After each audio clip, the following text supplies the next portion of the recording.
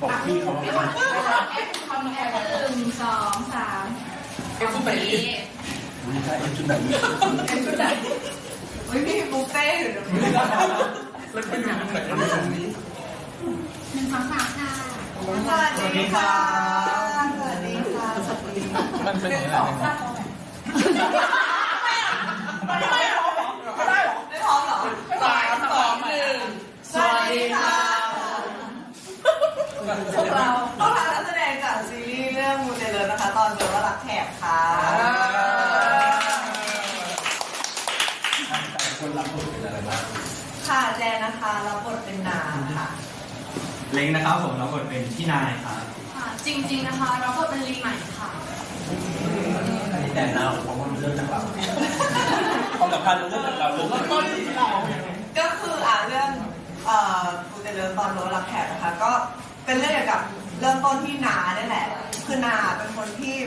ตั้งใจทำอะไรแบบตั้งแต่เด็กเลยแบบว่าต้องเรียนให้เก่งทำให้ดีต้องเป็นที่1 อันดับ 1ต้องเรียนพอมหาลัยก็ต้องเลือกเรียนหมอเพราะว่าเรารู้สึกว่าการเป็นหมอเนี่ยมันคือแบบความเก่งแต่ว่าความตั้งใจของเราก็ไม่สู้ดวงเพราะว่าดวงแย่มากดวงแย่มาตั้งแต่เด็กทำอะไรก็แบบไม่ค่อยมีโชคช่วยทุกอย่างมันต้องได้ด้วยแบบความตั้งใจของเราอะไรอย่างเงี้ยแต่ทีนี้เหมือนแบบมันเรื่องมันเกิดขึ้นตอนที่เราเริ่มชอบรุ่นพี่สุดหล่อคนนี้นะหล่อหรือเปล่าเราเสียงหล่อเริ่มชอบรุ่นพี่นายคนนี้นะคะแล้วเราก็ทำยังไงดีเป็นแฟนชอบแต่ทีนี้เราก็ไปรู้มาว่าพี่นายเนี่ยเขาชอบรีใหม่เราก็เลยรู้ว่าเฮ้ยคนนี้แบบก็สวยใช้ได้แหละใช้ได้เหรอแต่ว่าชีวิตทำไงดีถึงจะชนะชีอย่างแบบว่าอยากได้หัวใจของนายสลอคนนี้ก็เลยไปดูดวง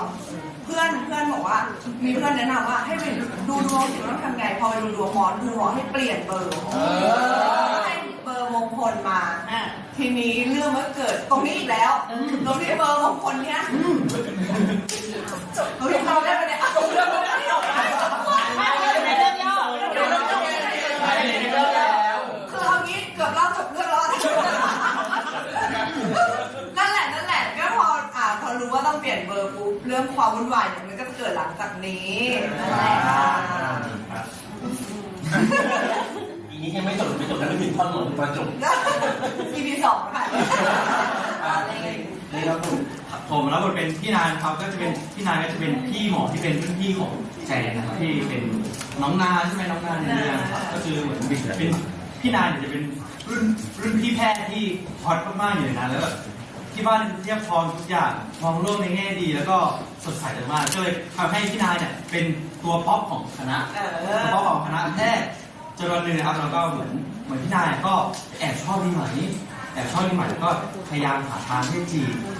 พี่ใหม่โดยการที่เราปรึกษาแจนปรึกษาน้องนาให้แบบเฮ้ยทำยังไงถึงเราจะแบบจีบพี่ใหม่สิบ่อยใส่เล่าเลยเนี่ยชมเลยไม่มีรีเสิร์ชหรือเปล่าแล้ว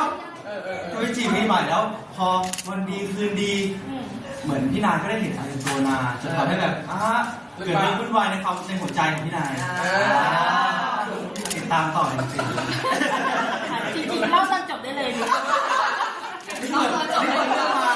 เพราะว่าอันนี้การเรื่องแล้วตอนจบมาได้เลยตอนจบของเรื่องนี้ก็วุ่นวายตัวละครหนูนะคะรีใหม่ย่อๆก็คือเป็นผู้หญิงที่เป็นอาร์ติสต์ค่ะแล้วก็เป็นคนที่มองโลกทุกอย่างชิลหมดมองทุกอย่างในแง่ดีแล้วบวกกับความที่เราเป็นคนดวงดีด้วย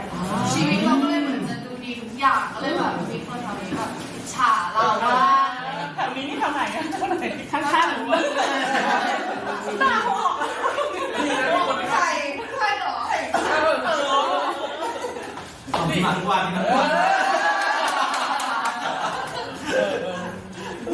ถ้าอย่างในตัวละครเราที่บอกว่าดวงไม่ดีมันไม่ดีอะไรบ้างทุกอย่างคือเหมือนแบบว่าโห กินขนมปังอ่ะอาจจะแบบว่าเราสมมติเราทาแยมบนขนมปังนี้แล้วถ้าเราเผลอทำหล่นก็ต้องเป็นหน้าแยมที่มันต้องหล่นลงไปกับพื้นอะไรอย่างเงี้ย แสดงว่าถ้ามันไม่หลงหน้าแยมมันดีมาก นี่แสดงว่าถ้าเราเช็คดวงในการเดินมักถ้าหล่นฝั่งไหนแสดงว่าเราดวงดีหรือไม่ดี ก็มันทำให้แบบอย่างน้อยก็ไม่ต้องพื้นเลอะไงแยมเดียวไม่ต้องไปแปะพื้น แต่ถ้าพี่ไม่ทำก็คือจะหยิบขึ้นมาจริง ถ้าเป็นจานนะอาจจะไม่กินแต่ถ้าเป็นแจนไม่แน่ เอาถ้าพูดเรื่องนี้หนูคนขี้เสียดายของนะ แต่ถ้าเป็นแจ๊คก็จะเบาๆหน่อย คือต้องไม่เห็นอย่างนี้หรอ เราไม่เห็น เบาๆหน่อย ก็คือกินแน่นอน ก็ถ้ามันไม่ได้สกปรกมาก ไม่ล่า เราเอาเกณฑ์อะไรมาตัดสินว่าคุณนี่สกปรกมาก นี่อาจเป็นเหตุผลที่ดวงสวยนะคะ นี่เองถึงไม่ได้เกิดจากดวงหรอกเกิดจากเรา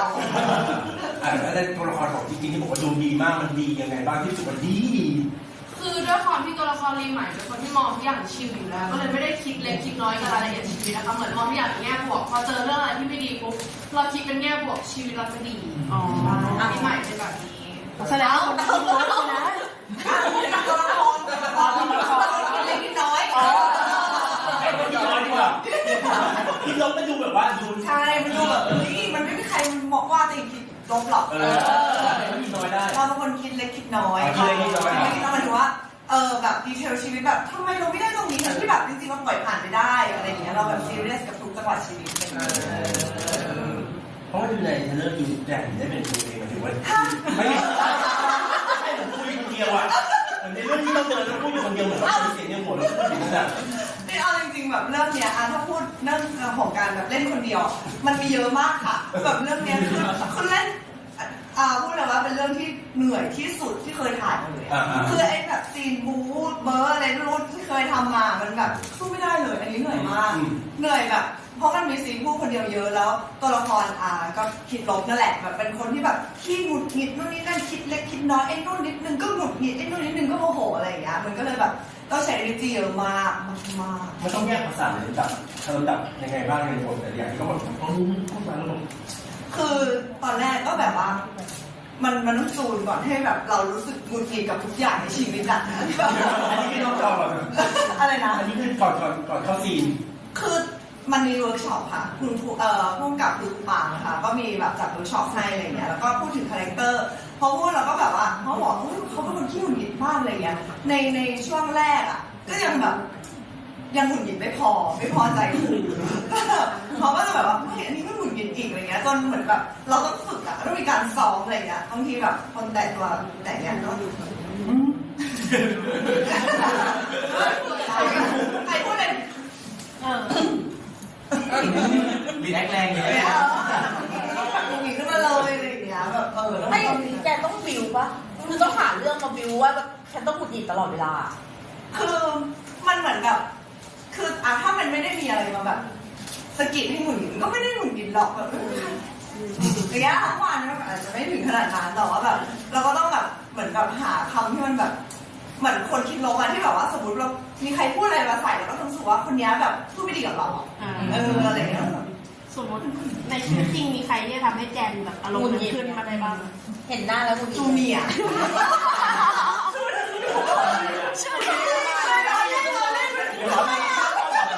มันจะร้องได้ไงเฮ้ยในเสียงเดียวกัน คือพอถามประโยคนี้ปุ๊บประมาณสัก5 วิสามารถตอบได้เลยคือภาพเลยเลย มันเด้งขึ้นมาเลยเหมือนชื่อมันเด้งขึ้นมาเลย มีเอาจริงมีจูกับบุ๊กที่แบบว่าทะเลาะกันคือก็ไม่เข้าใจว่าเราคุยกันดีๆไม่ได้หรือไงวะแบบว่าตอนนั้นที่มีแบบตอนนี้ถ่ายรายการด้วยกันอะไรอย่างเงี้ยก็นั่งแต่งหน้าจะทะเลาะกันตั้งแต่นั้นอ่ะคือคนอื่นว่าซ้อมเปล่าๆพูดปกติมีคน ไม่ได้ใส่อารมณ์ ไม่ได้ใส่อารมณ์เลยแต่พูดถึงรักกันนะคะ แต่ที่ไวรัลไปมันดูเหมือนไม่รักกันเลยพร้อมจะไอ้นี่ตลอดเวลานะ หนูว่ามันมีตัวปัญหาแหละ ก็คือ ไม่ได้ใน3 คนแจนบุ๊กจูเนียร์ใครตัวปัญหา โอ้โหเอาคีย์3 คนนะแต่ละตัวสร้างปัญหายังไงบ้าง เอาอย่างนี้ตัวคือจูเนียร์จะเป็นคนที่ไม่เหมือนไม่อยากเป็นเพื่อนเราจะต้องแบบหาเรื่องว่าคนนู้นว่าคนนี้มันทะเลาะทุกคนในตึกคืองงมากในตึก เฉพาะแจนหรือเปล่า ไม่ เล็กเคยโดนไหม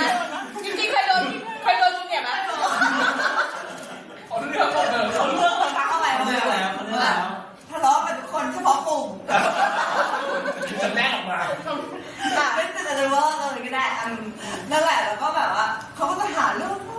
แบบแล้วบางทีมันก็ชอบแบบเหมือนสร้างเรื่องมาแบบ สตอรี่เหรอ สมมติมีเรื่องมีแค่เนี้ยมันนี่เล่านี่ฉันเราก็ชอบไปเล่าให้พี่เตฟัง โอ้ เนี่ยจริงเหรออาจารย์เนี่ยพี่อะไรเนี่ยนี่มันอีกเรื่องเลยอะไรอย่างเงี้ยส่วนบุ๊กอะหมูก็จะเป็นแบบว่าส่วนใหญ่จะโดนจูใช่ไหมในบุ๊กก็จะโดนจูแบบใส่บุ๊กก็เลยแบบว่ากูจะหาตัวที่โดนกว่ากูก็คือหนูลูกหนู อ๋อนี่คือความซวยของแจนเอาของแจนนะไม่ใช่ของในเรื่องนะของแจนคือเรื่องนี้ใช่ไหม จริงหนูว่าจะเปลี่ยนเบอร์แล้วเนี่ย ก็คือเอาตัวจริงมาเล่นเองก็ได้เลย เปลี่ยนมาก็เปลี่ยนเพื่อนเปลี่ยนเพื่อนได้เลย ไม่เปลี่ยนด้วยก็ไม่ได้มีอยู่แค่นี้เฉพาะกลุ่มเมื่อกี้เฉพาะกลุ่ม อันนี้ตอนแรกคิดแจนจะเป็นแบบซวยยังไงอ๋อ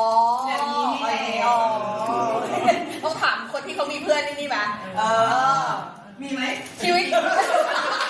หรือว่าจะแนะนำให้รู้จักเขากลุ่ม แนะนำดูไหม ถ้าล่าสุดที่เจอพี่เตอ่ะพี่เตก็พูดหนูว่าตอนแรกไม่กล้าคุยกับจริงๆเพราะหน้าหนูดุตัวพี่จานเจอหนูตอนแรกก็ไม่กล้าคุยกับหนูทุกคนที่เจอหนูตอนแรกจะไม่ค่อยมีใครกล้าคุยกับหนูเพราะหน้าหนูดุใช่ ไม่มีใครแกล้งใช่ไหม แต่หนูเขาโดนแย่งนะ แล้วเจอพี่เตว่าไง พี่เจก็บอกว่าก็เลยไปถามพี่การว่าพี่การจริงๆเขาโอเคใช่ไหมนะก็ถูกว่า โอเคใช่ไหม คุยด้วยง่ายไหมอะไรอย่างเงี้ยด้วยความสนิทกับพี่การก็เลยบอกพี่เตว่าเอางี้เตในกลุ่มจริงกับการโง่ที่สุด เดี๋ยวนะมันเป็นสิ่งที่ดีนะ โน้ในความหมายของพี่เขาหมายถึง ไม่ทันร้องไม่ทันร้อง ตัวโดนเหมือนกันตัวโดนแกล้งอะไรอย่างเงี้ยแต่ด้วยความที่อาจจะเพิ่งเข้ามาที่นี่ได้ไม่นานก็เลยยังไม่ได้ค่อยสนิทกับใครมากเท่าไหร่ ทำไมแกงนี้ดูเหมือนเป็นตัวโดนเพราะเล็งก็ เล็งเป็นไหมเล็งเป็นไหม เล็งก็ตัวโดนไหม ผมก็โดนอยู่นะ แต่ของแกงนี้ดูเป็นตัวโดนอ่ะ อันนี้ซวยยกตองเลย ไม่เป็นคนดีนะเนี่ยเบอร์พร้อมกันเบอร์พร้อมกัน3 คน คือเล็กก็โดนเหมือนกัน ครับผมจะโดนแบบนิดๆหน่อยๆแบบแซวเล่นกับหยอกเล่นแต่ว่าจะไม่แบบมาแบบแจนที่แบบจริงจังผมจะเกี่ยวกับเล่นอะไรอย่างเงี้ย ส่วนใหญ่ใคร แต่จะเป็นพี่ช่างแต่งหน้าไม่ใช่แต่งหน้าทีมงานของเราผมอะ ตัวเล็กเป็นคนที่โดนแล้วเขาไม่รู้ตัวว่าเขาโดน ก็เลยรู้สึกว่า ก็เลยแบบยังไงนะ เมื่อกี้ที่เข้ามาแจกเค้กอาจจะโดนอยู่แต่ว่าไม่รู้ตัวกัน ทั้ง3 คนเชื่อเรื่องดวงเป็นมากแค่ไหน แต่คนถ้าร้องเต็มร้อย ถามจริงๆดีกว่าจริงๆคือ36จริงๆมัน36 36คืออะไร ก็คือ lucky number เขาบอกว่าจะเป็นเลขที่ทำให้มีเสน่ห์แล้วก็เดินทางทำงานต่างประเทศอะไรค่ะพอเปลี่ยนเป็นจริงเป็น2ปุ๊บเอ้านั่นทำงานเกาหลีป่ะ ไม่เชื่อเลยไม่เชื่อเลย เลขดี3 6 กับ3เป็นเลขดี อะไร 3663เป็นเลข อันนี้อะไรบอกรถเหรอ แปลว่าเป็นคนเชื่อเรื่องแบบนี้ ไม่ต้องคิดไม่ต้องคิด ตายเลย พอกันไหน ไม่พอไม่พอกันอันนี้คืออันเนี้ยจริงๆเป็นคนที่ถ้าออกจากบ้านยังต้องสีมงคลอะไรอ่ะต้องสาวบอกทุกคนตัวทุกอย่างคือแบบเฮ้ยนี่แหละของจริง วันนี้สีอะไรมงคล อะไรนะ วันนี้เสียอะไรบางคน หลายสีอยู่ค่ะแต่ห้ามใส่สีแดง ว่าแล้วที่เสีย จริงๆเราเชื่อถึงขั้นไหนหมายถึงว่าเรา เต็มร้อยเชื่อเท่าไหร่ ก็พูดได้ใช่ไหม ได้เราเล่นเรื่องนี้เราพูดได้ ก็เวลาแบบมีเรื่องที่เครียดในชีวิตแล้วมันหาทางออกไม่ได้ค่ะแบบไม่รู้ว่าจะเอาอะไรไปทำหมอดูกัน แสดงว่าคนที่เราดูประจำก็คือแม่นสำหรับเราเลยก็คือจะดูแต่ จ คน ริ ที่ งๆ คน ดู ที่ตลอด จริงๆดูประจำก็คือประจำปีค่ะแต่ถ้ามีอะไรเล็กน้อยก็ถามบ้างอะไรอย่างเงี้ย อาจจะงั้นความถี่ในความถี่ในความคิดของจริงๆดูเวลาดูหมอคือความถี่ เยอะค่ะ ทำมาวันนี้ ปีละกี่ครั้ง จริงๆก็ปีละประมาณ 4-5 โอ้โห ไทยบ้าน เช็คที่ดู ใหญ่แค่รอบเดียว ผู้ใหญ่รอบเดียว ใหญ่แค่รอบเดียวนอกนั้นก็มีถามเรื่องเล็กน้อยอะไรอย่างเงี้ย ซึ่งทุกวัน ทุกวัน ไม่ทุกวัน รายวัน มีแล้วมีแวะดูคลิปไหม แวะดูคลิป YouTube ที่ที่เขามี อ๋อที่ เขามีประจำว่า ก็ไม่รู้อ่ะก็มีคนมาดูตาม เมื่อกี้เขาบอกแล้วเขาความเชื่อเขาคือน่าจะ100เราความเชื่อเท่าไหร่ ดูคอมเมนต์ไหม ก็เป็นบ้างคือดูหมอของจริงๆไปครั้งนึงคือจริงๆเป็นคนชอบดูดวงแต่ไม่ได้ดูถี่มากคือดูประจำปีละครั้งแต่ว่าเหมือนแบบพอมารู้จักสนิทจริงๆอะไรเงี้ยจริงๆก็เอ้ยพี่แบบหนูมีหมอคนนี้นะแบบมาดูด้วยกันไหมอะไรก็ลองดูอะไรอย่างงี้แต่ว่าไม่ได้ถามทุกเรื่องคือเคยถามว่าแบบเอ้ยแบบเราใส่เสื้อสีอะไรกันดีเราใส่เสื้อสีอะไรกันดีวันนี้เนี่ยแป๊บนึงนะพี่หนูถามหมอก่อน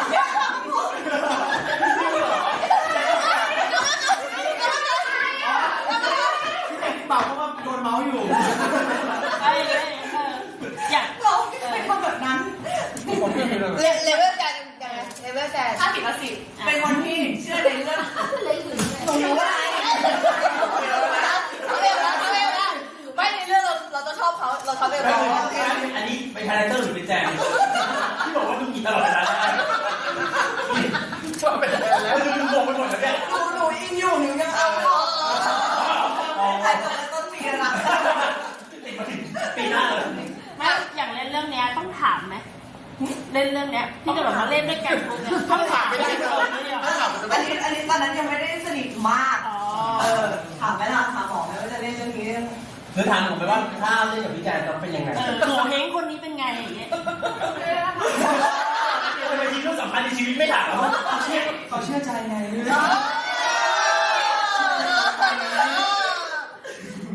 มีงานรับบทค่ะหนูว่า ก็ดูเรื่องงาน แปลว่าคือแจม50/50 ใช่คือถ้าดีเชื่อถ้าไม่ดีก็ไม่เชื่อ เป็น50/50แบบนี้ เรื่องฟัง ใช่ เล้งอะครับเชื่อไหม ผมเหรอครับก็ไม่น่าเชื่อมากก็ประมาณสักถ้าเต็มร้อยสัก85แล้วกัน มันไม่น่า ไม่เก่งเองลูก 85บอกว่าเบอร์ผม A บวกนะครับ จะฝากร้านขายเบอร์แล้วหมอเล็กมาแล้วจะฝากร้านเลยอาจารย์เล็กมา ก็เชื่อแบบกลางๆครับ แต่ก็อะไรดีเชื่อเยอะอะไรไม่ดีไม่เชื่อเลย อะไรเพราะว่าเราจะต่อเลยเราจะต่อเรื่องดีแต่อะไรไม่ดีหมอไม่ต่อเลย เวลามันเล่นเรื่องนี้มันต้องมีความเชื่อมาเกี่ยวแล้วเราก็มีความเชื่อมันด้วยเวลาเล่นไปมันมีไม่ว่ามันจริงไหมหรือว่ามันแบบ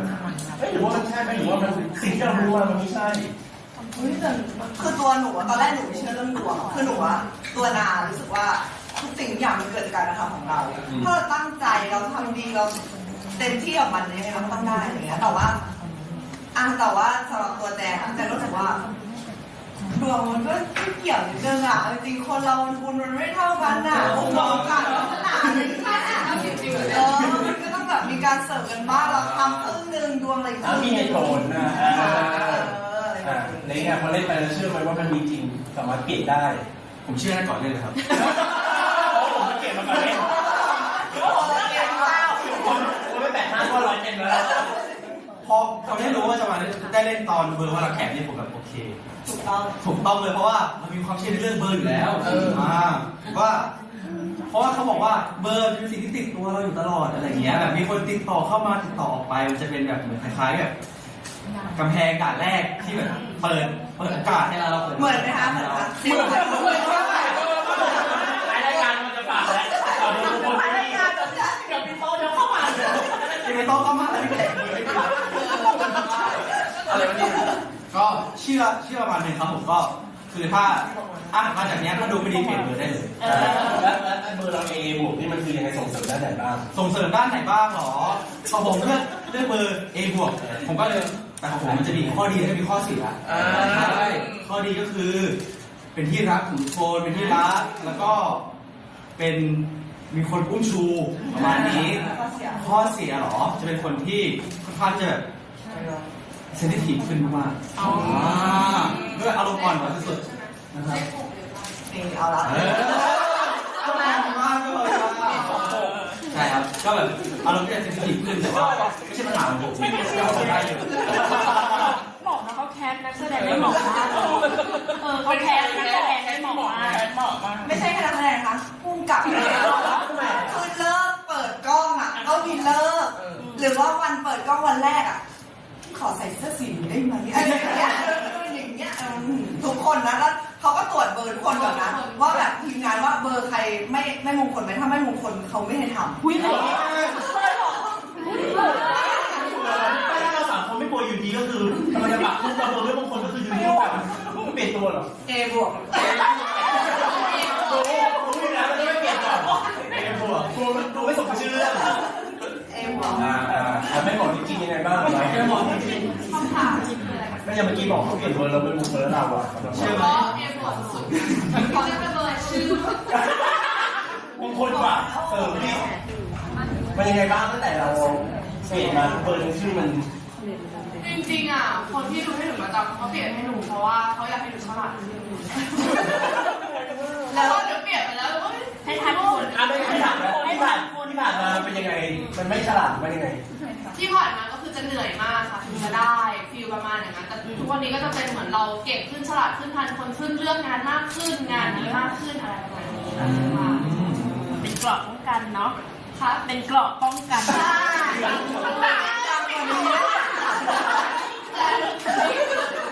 ี่ยแล้วทำผมก็ติดเอาผ้ามา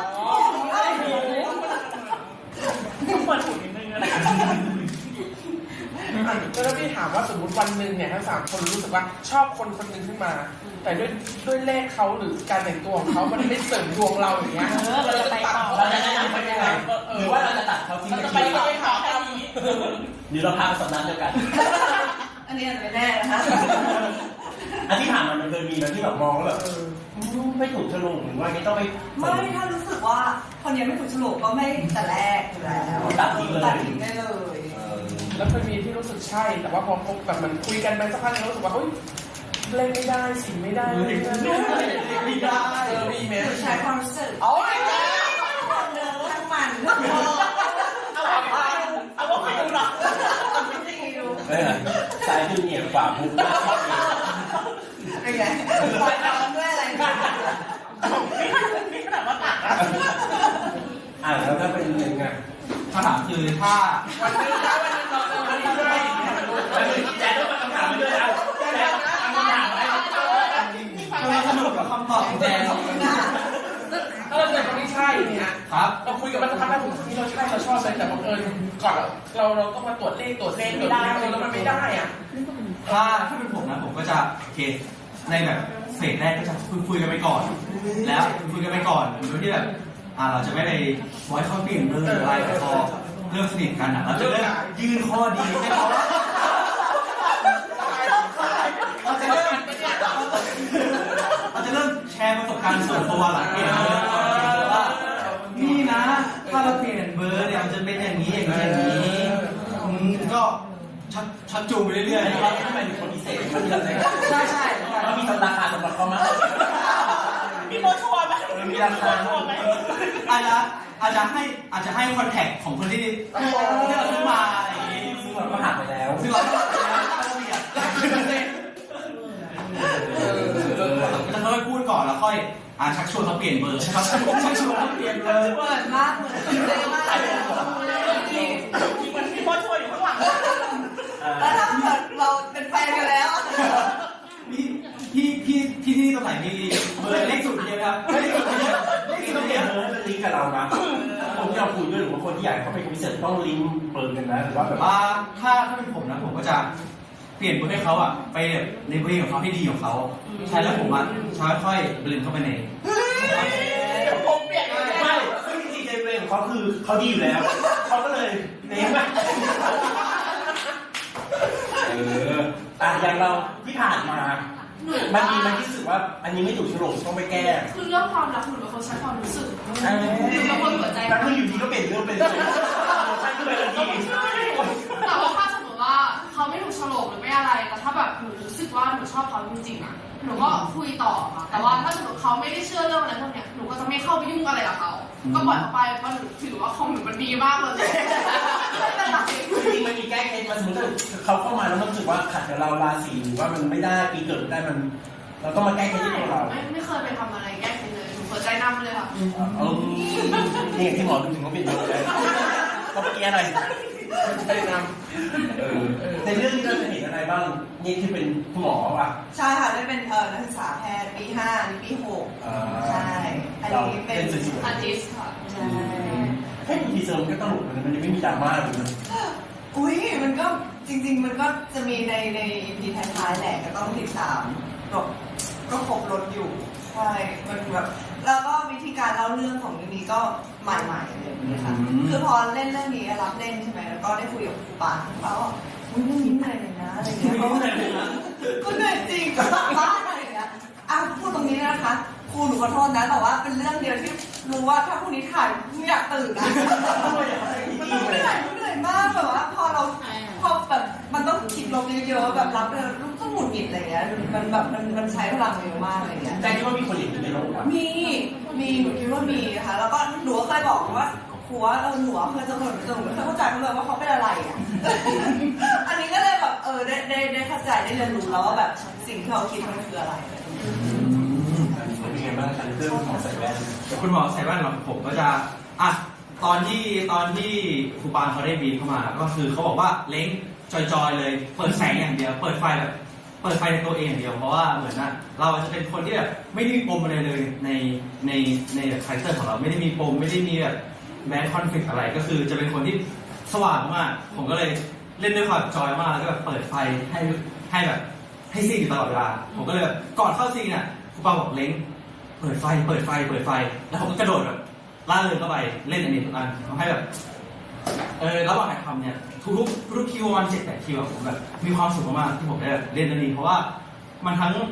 มีความเป็นตัวเองแล้วมันก็มีความเป็นตัวเองที่อยากเป็นแต่ในความเป็นจริงเป็นไม่ได้อยู่แต่ว่าเรื่องนี้เล้งน่ารักมากแบบเราจะได้เห็นเล้งในเวอร์ชันที่แบบสว่างแล้วก็แบบทำอะไรที่แบบว่าอย่างที่เล้งบอกว่าในชีวิตจริงคงไม่ได้ทำอะไรแบบนี้ซึ่งแบบ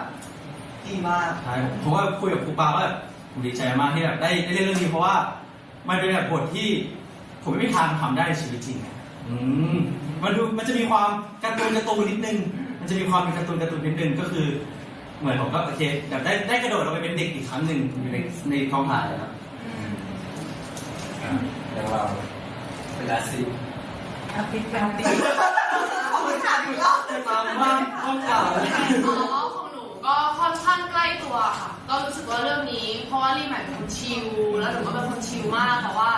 ที่ต้องปรับเยอะจะเป็นเรื่องของน้ำเสียงกับโทนเสียงมากกว่าโทนเสียงในการพูดอะไรอย่างเงี้ยค่ะใช่นี่คือเรื่องแรกของเราหรือเปล่าไม่ค่ะไม่ค่ะก็ตัวยังไม่มั่นใจเลยว่าถ่ายเรื่องไหนนะอะไรเรื่องแล้วในเรื่องมันเห็นเลยแล้วมันจะโชคดีและจริงที่อยากถามเลยเราที่เรารู้สึกว่าเราสวยที่สุดหลายค่ะแบบเป็นแบบไม่รู้อ่ะคือแบบบางทีแบบว่ารู้สึกว่าไม่น่าเกิดกับเรามันก็เกิดขึ้นได้อะไรแบบเนี้ยอาทิเช่นขอดูก่อนมันเยอะอ่ะมันเยอะมันแบบประจำวันอะที่แบบอะไรอย่างเงี้ยเอาเรื่องที่สุดคนเขาไม่เจอกันเราสึกว่าทำไมต้องเกิดแต่กับฉันหนูอยากเอาเรื่องนี้ให้ฟังว่าแบบคือตอนโควิดอ่ะแต่นานแล้วนะตอนโควิดอ่ะมันก็จะแบบดูหนังมันก็จะแยกเป็นแบบ2 อะไรอย่างงี้ใช่ป่ะเพราะว่าไม่ให้ใกล้กันอะไรอย่างเงี้ยแล้วตอนนั้นหนูไปดูหนังกับเพื่อน3 คนแล้วก็หนูก็แบบอยากให้เพื่อนนั่งด้วยกันแบบจะได้ไม่ต้องแบบเฮ้ยแบบเดี๋ยวนั่งคนเดียวเองเดี๋ยวแยกกันนั่งคนเดียวอะไรอย่างเงี้ยนี่ก็ไม่เป็นไรไปนั่งเลยเผื่อฉันนั่งคนเดียวเผื่อฉันจะไม่ได้ไปนั่งใกล้ใครเปิดแบบซีรีส์เกาหลีไงที่แบบว่าเจอแบบเครื่องบินอะไรอย่างเงี้ยแล้วก็โอเคเพื่อนโอเคงั้นตามนั้นก็ได้อะไรอย่างเงี้ยทีนี้พอเข้าโรงไปบูมันก็เริ่มฉายแล้วมันเข้าไปตอนมืดๆเลยอ่ะแล้วก็อุ้ยมีคนนั่งอยู่จริงด้วยหนูก็ลองนั่งแล้วเพิ่มอย่างเงี้ยแล้วเขาก็หันมามองถือว่าจับถือแน่เลยหรือว่าเราสวยมากตอนนั้นโรงหนังมืดมากแล้วก็นั่งอยู่สักพักแล้วเขาก็เหมือนแบบเขาก็มองอยู่เนี่ยมองแบบมองหลายรอบอะจนแบบว่าแล้วก็ถือหันสิวะแล้วเขาก็หันมาแบบเขาหันว่าป๊อปคอร์นในเก้าอี้นั่งหอบป๊อปคอร์นทั้งข่าวไม่ได้ด้วยทั้งข่าวจ้ะแล้วไม่รู้อะ